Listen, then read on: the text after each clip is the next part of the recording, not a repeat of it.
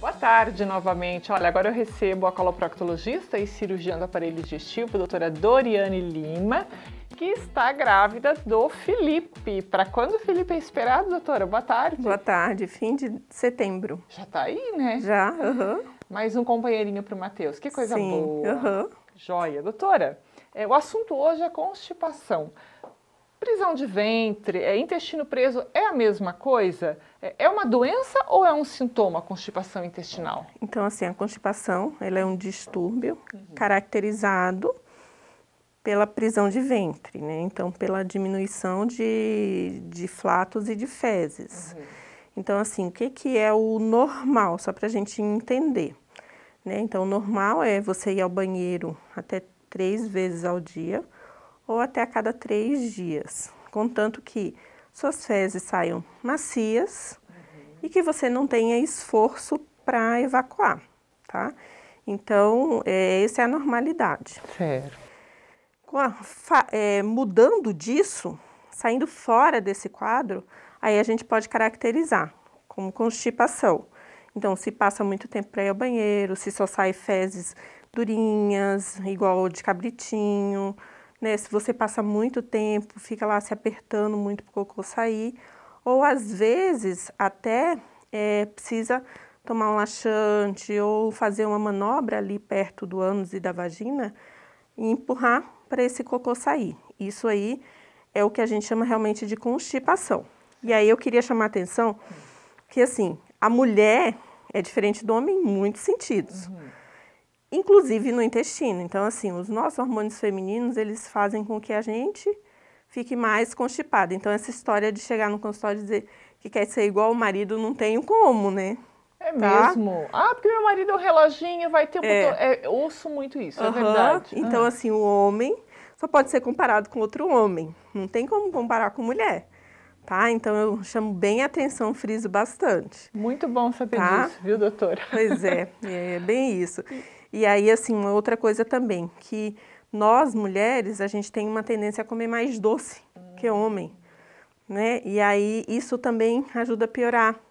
Aí a gente acaba trocando a ansiedade, usando a comida como uma válvula de escape. Isso que eu ia te perguntar, doutora, a questão das causas dessa constipação. É basicamente alimentar ou tem outros fatores também? O que leva a isso? Existem muitos fatores que levam à constipação, né? Então, a causa mais comum é o erro alimentar, né? Então, comer poucas fibras, tomar pouco líquido. E uma outra coisa que é bem importante, que a gente fala para todas as doenças, que é a atividade física, né? Então, comer bastante fibra, tomar bastante líquido e atividade física. Na grande maioria dos casos, a gente consegue resolver só tratando isso. E as outras causas, então, pode ser alteração da tireoide, também existe alguns outros fatores que são importantes de chamar a atenção. Por exemplo, nós temos os músculos do assoalho pélvico. Então, essa musculatura que sustenta aqui essa barriga enorme e que esses músculos, ao longo do tempo, eles vão ficando flácidos. Então, se você faz muito esforço, se você está acima do teu peso, enfim, esses músculos, eles, ao longo do tempo, eles vão perdendo um pouquinho da função. E eles são os que ajudam também a fazer essa eliminação de flatos e fezes. Então, na verdade, a gente tem que fazer um apanhado geral. Uma outra coisa muito importante são as medicações antidepressivas, medicações para dormir, algumas medicações para perder peso também acabam prendendo o intestino. Então, você tem que fazer uma boa avaliação do paciente para poder entender o que pode estar acontecendo. Doutora, essa pandemia afetou de alguma forma o hábito intestinal das pessoas? Ah, sim, afetou demais. Por quê? Porque antes a gente saía mais, mesmo que não praticasse atividade física, mas estava no seu trabalho, na correria de levar filho na escola, enfim. A agitação era um pouco maior. E uma outra coisa, o tempo de ficar em casa era menor. Então, se comia mais rápido, fazia-se mais atividades. E agora a gente mais em casa, o que acontece? A gente começa a descobrir que a casa tem comida. E aí tem o fator ansiedade, que a gente acaba usando a comida como um gatilho para melhorar a ansiedade. E o que melhora a ansiedade? Doce e massa. E são as duas coisas que mais prendem o intestino, né? E aí a gente ficou também mais quieto. E aí junta a comida com um pouco mais de teor de gordura, pobre em fibras, a diminuição da atividade física e o fator ansiedade. Eu venho notando que, assim, os pacientes estão muito constipados nessa fase. Tá pior do que o normal. Entendi. E para a gente finalizar, doutora, quais recomendações você poderia deixar para o pessoal de casa para controlar isso? Já que a gente está se exercitando menos, já que a gente está ficando mais tempo em casa, que a alimentação, que a comida está muito mais fácil e à mão, quais são as recomendações que você poderia dar para a gente, pelo menos tentar equilibrar essa questão? Então, assim, primeiro de tudo, tentar não usar a comida para melhorar a ansiedade, tá? E aí substituir os doces por algumas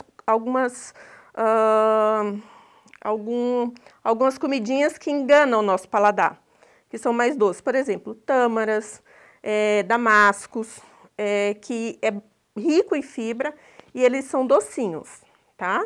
Então isso aí acaba ajudando. A outra coisa é colocar realmente mais fruta, tá? Vamos aproveitar que a gente não tá com tanto frio agora, né? Então, isso aí ajuda. Então, a gente tem que comer mais fruta ao longo do dia. A gente tem que comer 3 a 4 frutas por dia. Lembrar de tomar líquido.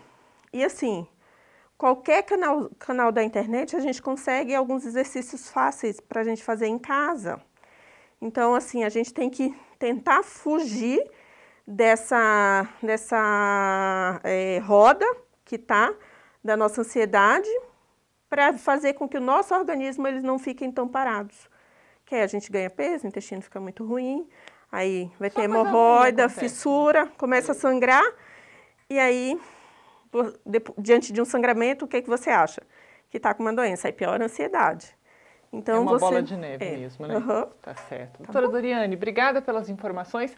Se você tiver dúvidas e quiser agendar uma consulta, conversar e verificar se você estiver passando por um desses sintomas que a doutora Doriane elencou, é só você entrar em contato com a Gastroclínica Cascavel através do telefone WhatsApp 45 2101 7700. Obrigada mais uma vez, bom fim de semana, doutora. Obrigada.